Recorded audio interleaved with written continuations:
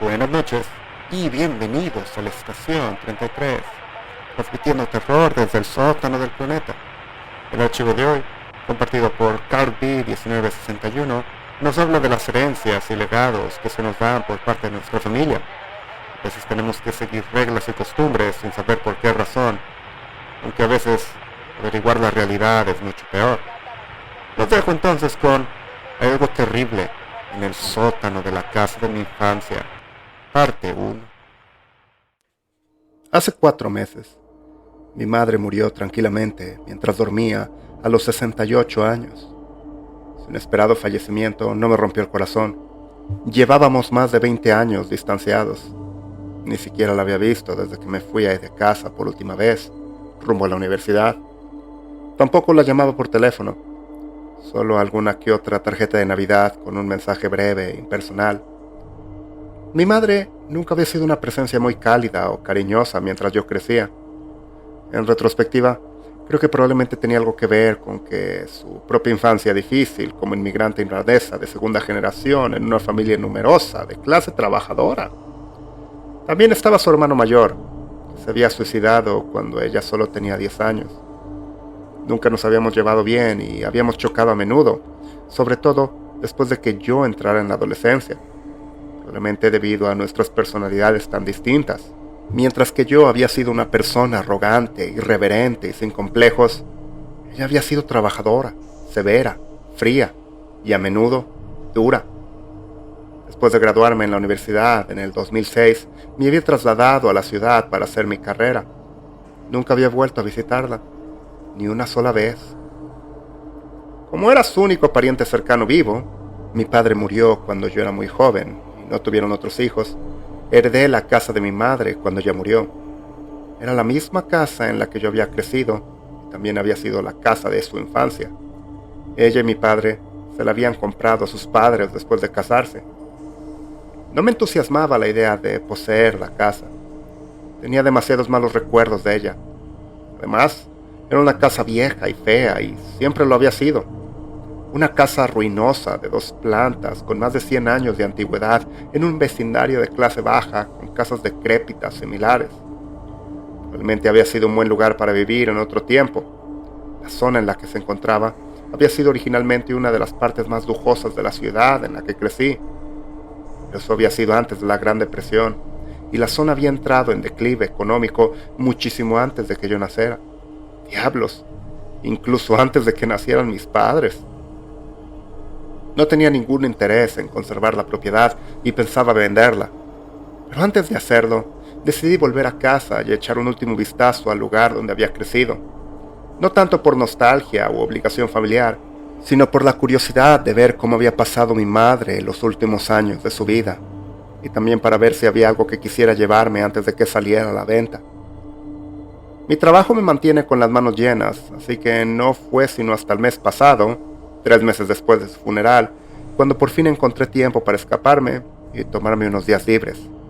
Era un día gris y lúgubre, una semana antes de Acción de Gracias, cuando por fin hice el viaje de 1 hora en carro para salir de la ciudad y volver al pueblo donde había pasado mi infancia.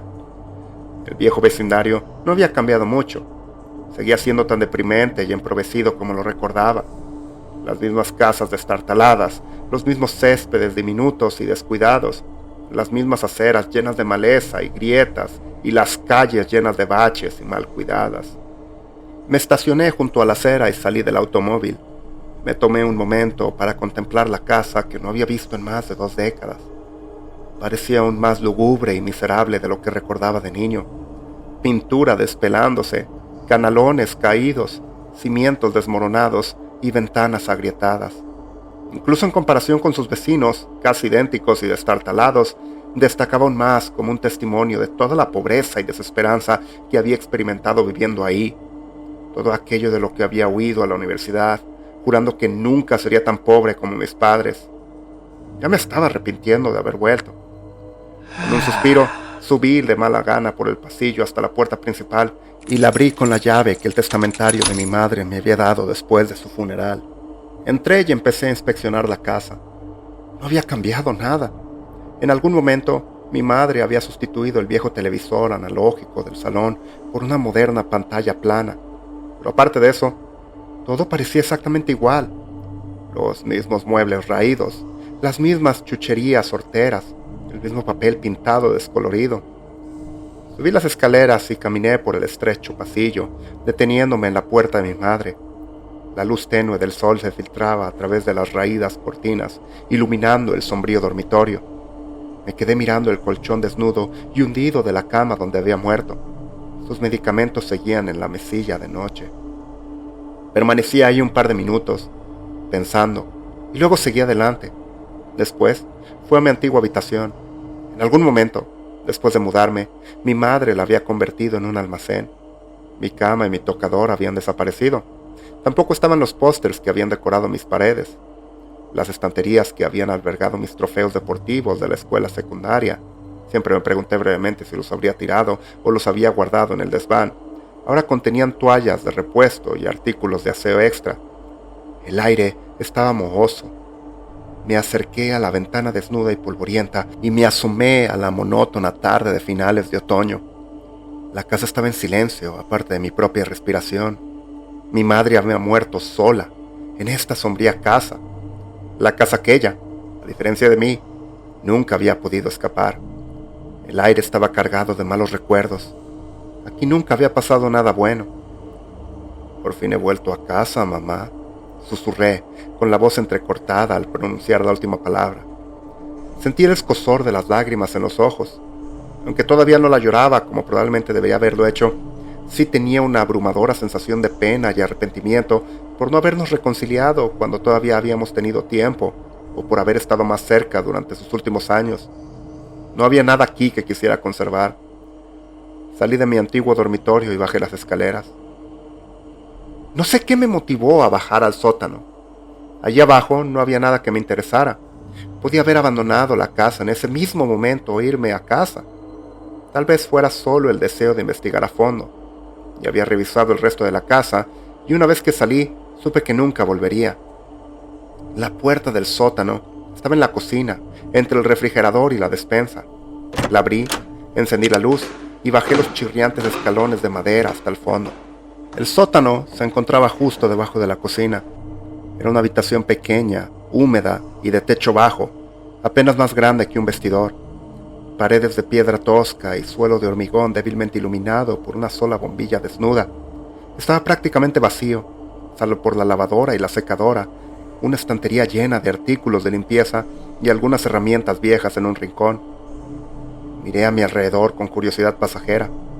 Cuando me di la vuelta hacia la pared del fondo, no pude evitar esbozar una pequeña sonrisa. «Aún sigue ahí».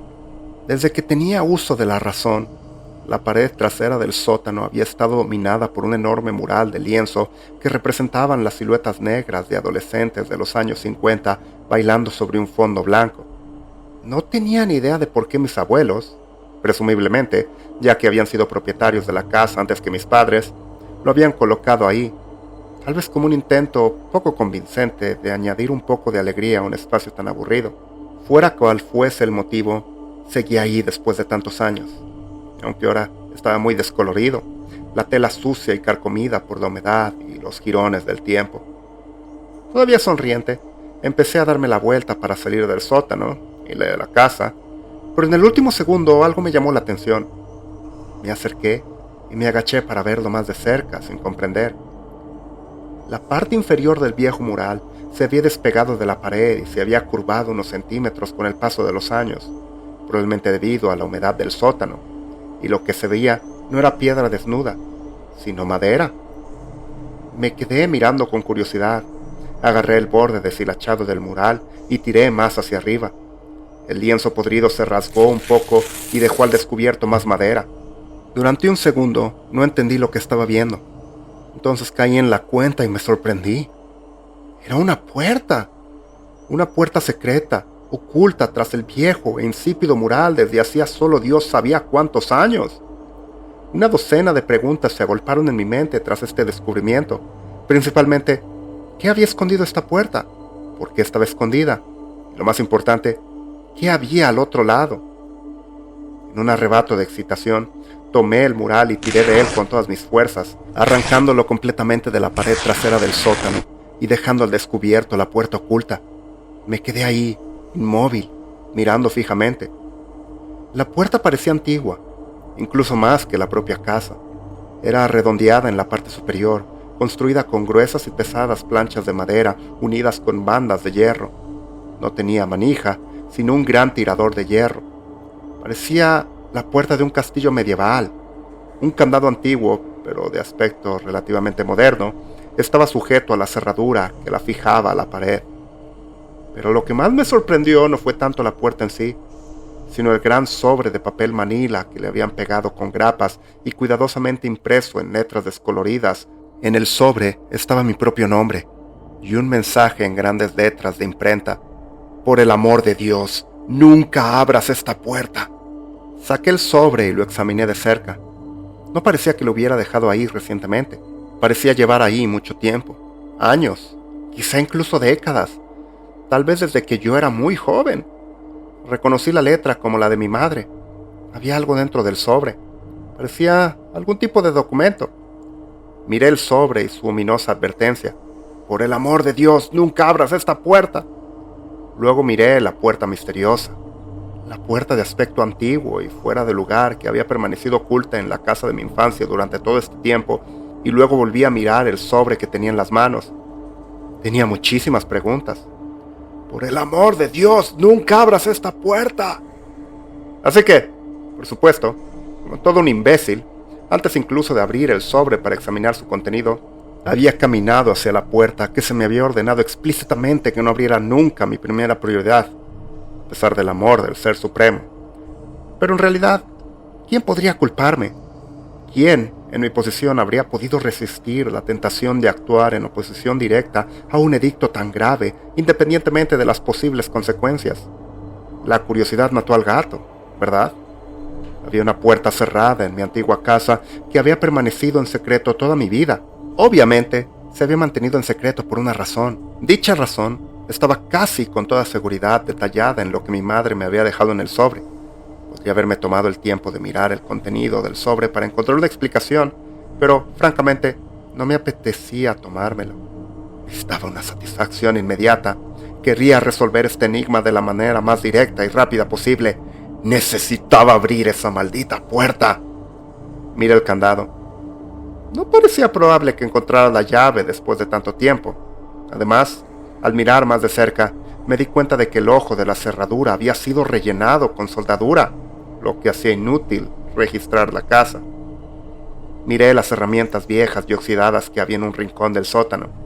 Rebusqué entre ellas, pensando que podría encontrar una palanca o algo que me sirviera para abrir la cerradura.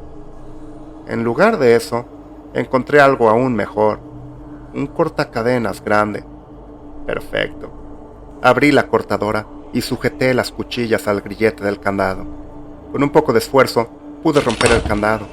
Lo tiré a un lado y agarré el anillo de hierro. No tenía ni idea de lo que me esperaba encontrar al otro lado de la puerta. Por mi imaginación pasó un sinfín de posibilidades, desde objetos de valor ocultos hasta cadáveres. Tuve que calmar mi emoción, recordándome a mí mismo que probablemente era así como se había sentido Geraldo Rivera en los momentos previos a abrir la cámara acorazada oculta de Al Capone.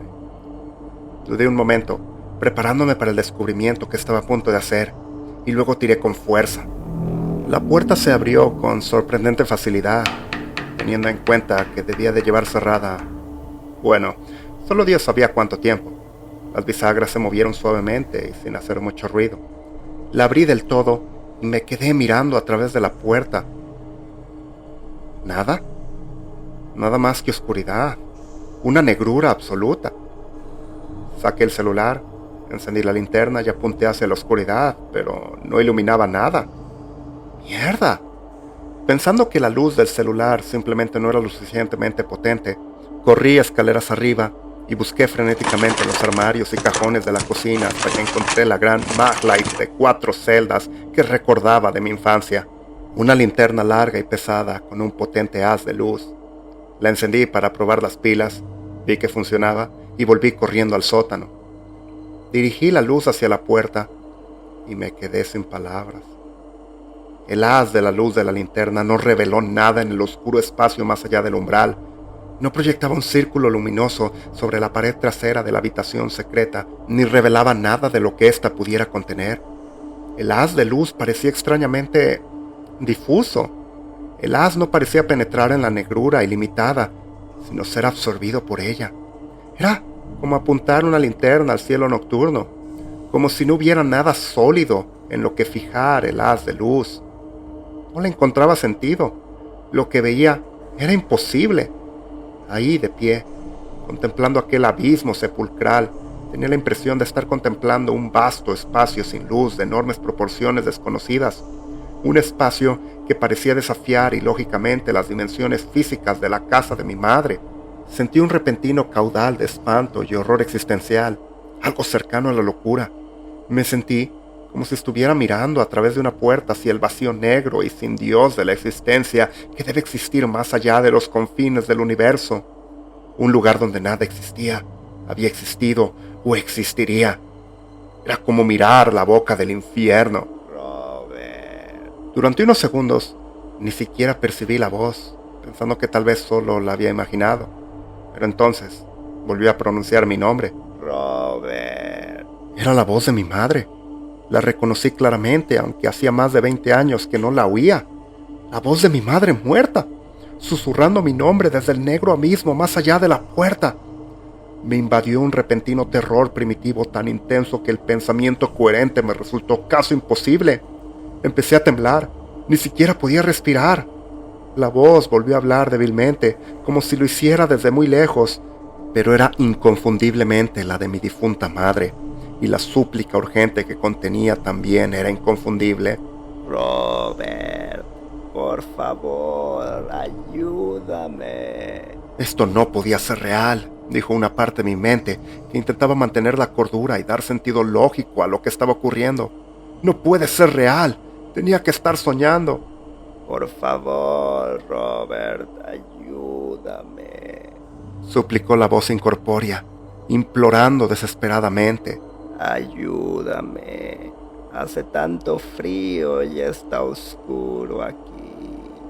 La voz intentaba persuadirme para que atravesara la puerta y me adentrara en la negrura desconocida, y con repentina y escalofriante certeza comprendí que no era mi madre la que me hablaba, intentando atraerme hacia ella.